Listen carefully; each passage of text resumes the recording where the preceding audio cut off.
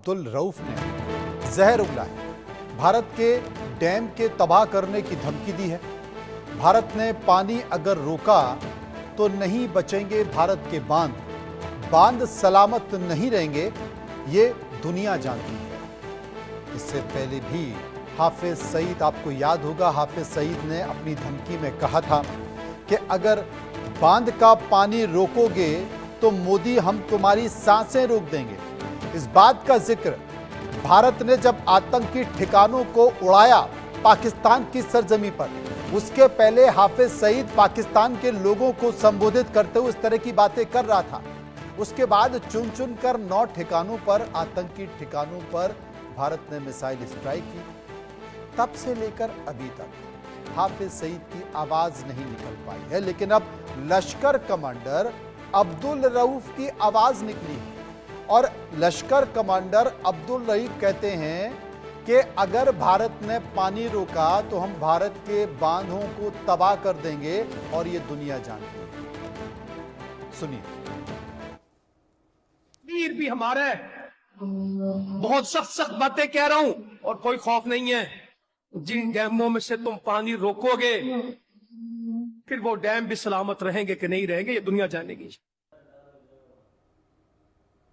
आशिक मीर हमारे संवाददाता इस वक्त हमारे साथ जुड़ गए हैं। आशिक, आपको याद होगा यही डैम, यही बांध, यही पानी रोकने को लेकर खुद हाफिज सईद ने एक बयान दिया था। उन्होंने कहा था कि मोदी अगर तुम हमारा पानी रोकोगे तो हम तुम्हारी सांसें रोक देंगे। और फिर भारत ने क्या किया? भारत ने मिसाइल हमला किया, मिसाइल अटैक किया, आतंकवादियों की सांसें रोक दी, 9 जगह चिन्हित कर कर हमले किए, और तब से लेकर अभी तक हाफिज सईद की आवाज नहीं निकल पा रही। लेकिन अब ये लश्कर कमांडर अब्दुल रऊफ फिर चहकने लगा है। ये सुधरेंगे नहीं क्या? अब इनको भी ठोकना पड़ेगा।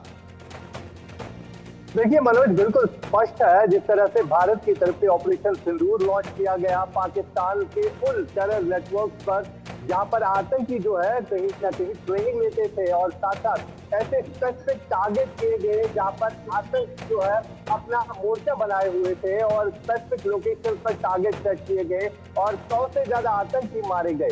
उसके बाद कहीं ना कहीं इन आतंकियों में डर और खौफ जो है वो साफ तौर पर दिख भी रहा है। ये आज ही की बात नहीं है, बल्कि इससे पहले भी हाफिज सईद ने कई बातें की थी, लेकिन वो बातें कहा गई सिर्फ पाकिस्तान एक ही चीज कर सकता है, इन आतंकियों के जरिए जम्मू कश्मीर या भारत में प्रॉक्सी वॉर ही कर सकता है। जिस तरह पहलगाम में आतंकी घटना को अंजाम दिया, नियत से लोगों पर गोलियां चलाई, हालांकि बदले में जब भारत ने रिटेलिएट किया, सबसे पहले हमने डिप्लोमेटिक तरीके से जो है पानी रोक दिया, इंडस वाटर ट्रीटी को सस्पेंड करके। उसके बाद हमने डिजिटल स्ट्राइक दी, और कहीं ना कहीं लोगों की जो मांग उठ रही थी कि आतंकी ठिकानों पर हमला होना चाहिए, और उसके बाद मिलिट्री एक्शन देखने को मिला। और इस मिलिट्री एक्शन का पॉजिटिव रिजल्ट जो है वो देश और पूरी दुनिया जान चुकी है कि किस तरह से आतंकी ठिकानों पर जो है हमला किया गया। वजह यही है कि अब जो एक और आतंकी का बयान हम सुन रहे हैं कि अगर पानी रोक दिया जाएगा तो फिर से जो है खून खराबा किया जाएगा, यानी फिर से ये आतंकी जो है पाकिस्तानी सेना की आड़ में जम्मू कश्मीर में घुसेंगे, भारत में घुसेंगे, और यहाँ पर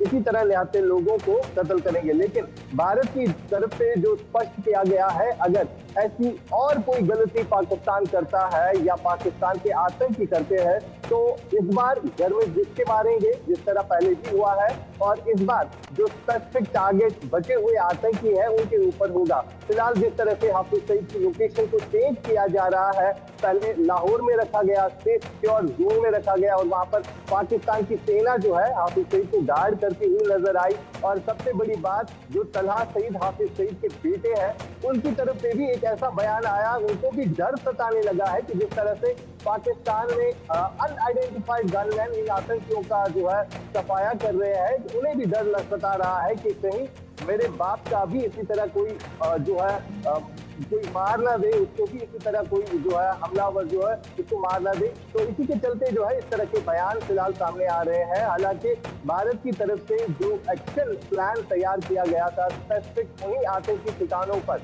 लेकिन जब पाकिस्तान ने रिटेलिएट किया, सिविलियन पॉपुलेशन को टारगेट बनाया, तो उसके बाद भारत की वायु सेना ने तमाम तर एयर बेसिस जो है पाकिस्तान के उनको तबाह किया। यानी जिस तरह से हमारे NSA ने प्लान बनाया था वो प्लान जो है वर्क कर गया हो, और दुनिया है उसका जो है जीता जागता सबूत देख चुकी है। मनोज, बहुत बहुत शुक्रिया करेंगे आशिक मीर का जो विस्तार से जानकारी दे रहे थे। चर्चा करते हैं कि आखिर इस मसले पर क्या किया जाए और क्या नहीं। Major general retired Brajesh Kumar defence expert इस वक्त मेरे साथ मौजूद हैं।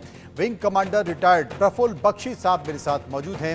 उनके साथ साथ कुछ और भी मेहमान मेरे साथ हैं, मैं परिचय करा देना चाहता हूं।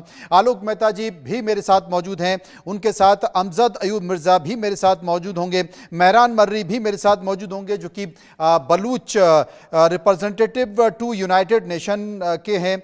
और इन तमाम मेहमानों के साथ मैं चर्चा करूंगा। सबसे पहले आलोक मेहता जी के पास मैं चलूंगा।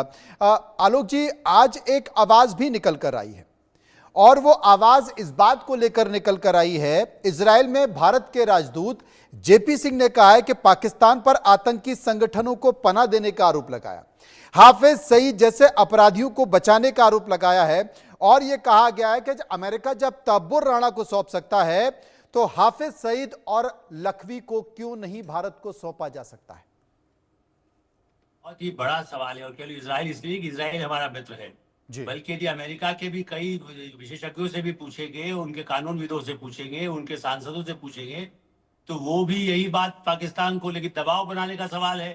क्योंकि